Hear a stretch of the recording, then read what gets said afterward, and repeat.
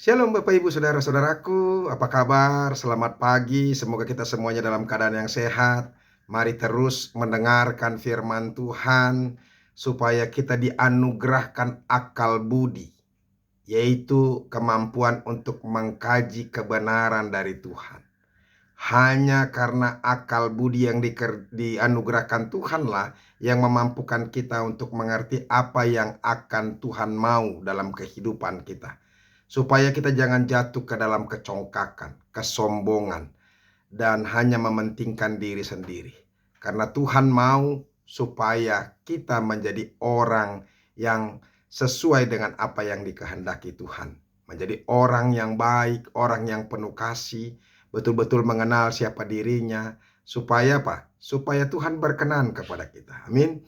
Bapak Ibu Saudara-saudara, firman Tuhan yang menjadi renungan buat kita hari ini yaitu yang diambil dari Daniel pasal yang keempat ayat yang ke-34. Tetapi sebelumnya marilah terlebih dulu kita menyerahkan hati dan pikiran kita untuk diterangi oleh Roh Allah. Mari kita berdoa. Kasih karunia dan damai sejahtera dari Allah Bapa dan dari anaknya Tuhan Yesus Kristus, itulah yang menyertai hati dan pikiranmu sekalian. Amin. Bapak Ibu Saudara-saudara, Daniel pasal yang keempat ayat yang ke-34 dikatakan demikian. Tetapi setelah lewat waktu yang ditentukan, aku Nebukadnezar menengadah ke langit, dan akal budiku kembali lagi kepadaku. Lalu aku memuji yang maha tinggi, dan membesarkan dan memuliakan yang hidup kekal itu. Karena kekuasaannya ialah kekuasaan yang kekal, dan kerajaannya turun-temurun. Demikianlah firman Tuhan. Bapak Ibu Saudara-saudaraku yang dikasihi Yesus Kristus, firman Tuhan buat kita ini sebenarnya mau mengingatkan kita, jangan ada orang yang congkak. Jangan ada orang yang sombong. Jangan ada orang yang angkuh atau tinggi hati. Sebab orang yang congkak berarti dia menganggap dirinya lah yang paling hebat. Dan karena dirinya lah apa yang terjadi dalam hidup ini, bukan karena Tuhan. Nah, ini yang sangat-sangat dibenci sekali oleh Tuhan. Makanya Tuhan mengingatkan kita dalam Yeremia pasal yang ke-17 ayat yang ke-5 itu dia katakan, terkutuklah orang yang mengandalkan manusia, yang mengandalkan kekuatannya sendiri, dan yang hatinya menjauh daripada Tuhan. Jadi orang-orang yang tinggi hati, congkak, itu adalah orang yang merasa apa yang ada pada dirinya itu karena kemampuannya, karena kehebatannya, karena usahanya sendiri. Padahal saudara-saudara, satu pun yang kita miliki, apapun yang kita miliki, itu semuanya karena anugerah Tuhan. Nah, ini perlu dicamkan baik-baik untuk kita semuanya, saudara-saudara. Makanya terus mendengarkan firman Tuhan supaya kita diberikan akal budi. Kita mengerti apa yang Tuhan mau.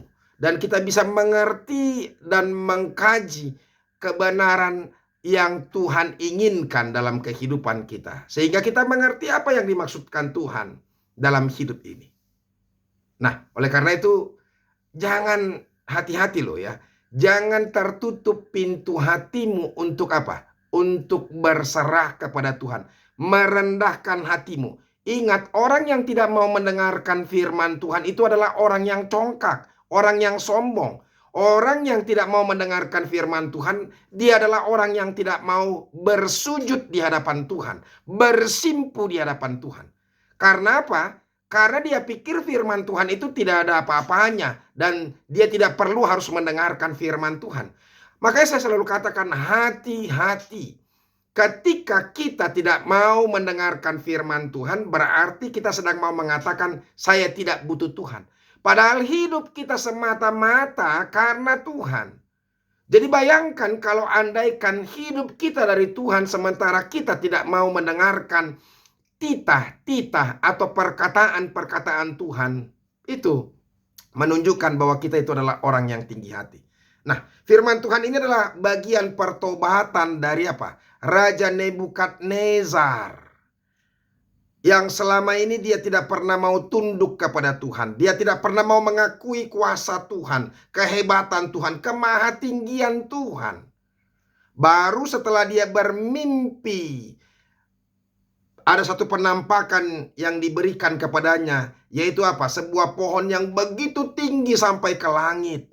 Buahnya begitu banyak sehingga apa? Banyak manusia bisa makan darinya. Dahannya begitu lebat sehingga burung-burung bersarang di situ. Ya, dan begitu banyak lagi, rindang sekali. Sehingga setiap binatang, manusia juga boleh berteduh di situ.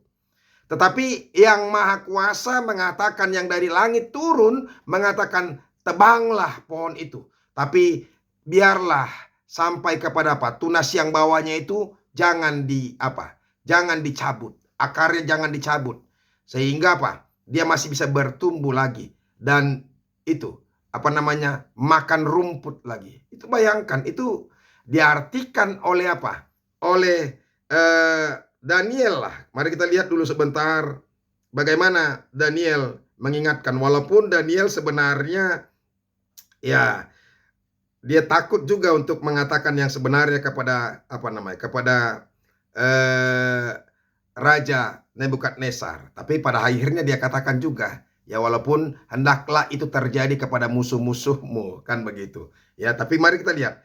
Pohon yang Tuhan kulihat itu yang bertambah besar dan kuat, yang tingginya sampai ke langit dan yang terlihat sampai ke seluruh bumi, yang daun-daunnya indah dan buahnya berlimpah-limpah, dan padanya ada makanan bagi semua yang hidup, yang di bawahnya ada binatang-binatang di padang, dan di dahan-dahannya bersarang burung-burung di udara. Tuankulah itu, ya Raja. Tuanku yang telah bertambah besar dan kuat, yang kebesarannya bertambah sampai ke langit, dan yang kekuasaannya sampai ke ujung bumi. Tentang yang Tuanku Raja lihat, yakni seorang penjaga, seorang kudus, yang turun dari langit sambil berkata, tebanglah pohon ini dan binasakanlah dia, tetapi biarkanlah tunggulnya ada di dalam tanah, terikat dengan rantai dan besi dan tembaga, di rumput muda di padang, dan biarlah ia dibasahi dengan embun dan langit, dan mendapat bagiannya bersama-sama dengan binatang-binatang di padang, hingga sudah berlaku yang demikian atasnya sampai 7 masa berlalu. Bayangkan saudara-saudara, apa artinya? Penampakan itu mau menyatakan bahwa pohon itu harus ditebang, tetapi tunggulnya dibiarkan terus. Lantas tumbuhlah rerumputan basah terus sehingga tidak mati. Nah, bahkan dia hidup makan rumput. Artinya apa? Ya, supaya dia menyadari dari mana asalnya. Ada banyak orang yang tidak menyadari dari mana asalnya. Ya, kalau dia sudah mendapatkan pangkat yang tinggi, kalau dia sudah memiliki harta yang banyak, ya memiliki keterkenalan, orang semua ya menjadi orang yang terkenal misalnya, jadi sombong, nggak tahu diri.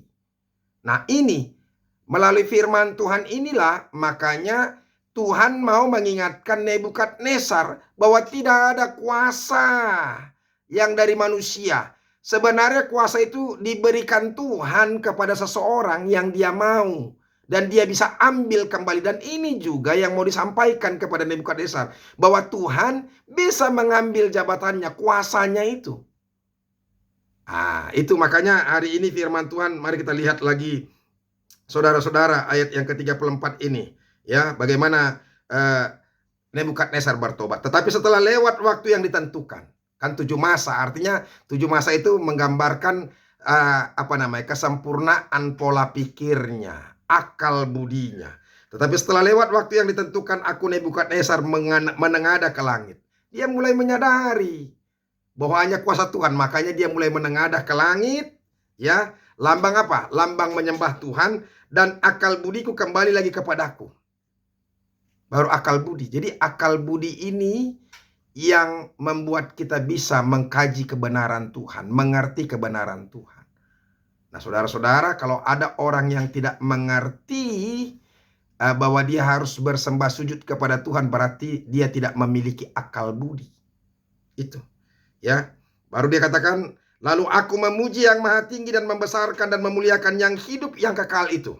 Karena kekuasaannya ialah kekuasaan yang kekal, dan kerajaannya turun-temurun. Bapak ibu saudara-saudara, Nebukadnezar raja yang paling besar ketika itu, dan negara Babel yang adidaya itu saja kemudian dia bertobat. Nah, kenapa kita masih tetap mengeraskan hati kita? Saudara-saudara, mari memuji Tuhan. Jangan tutup terus pintu hatimu. Dengarkan firman Tuhan. Bersembah sujudlah kepada Bapa. Bersembah sujudlah kepada Yesus. Jangan sampai Tuhan marah, ditebang, kita ditebas, dibinasakan.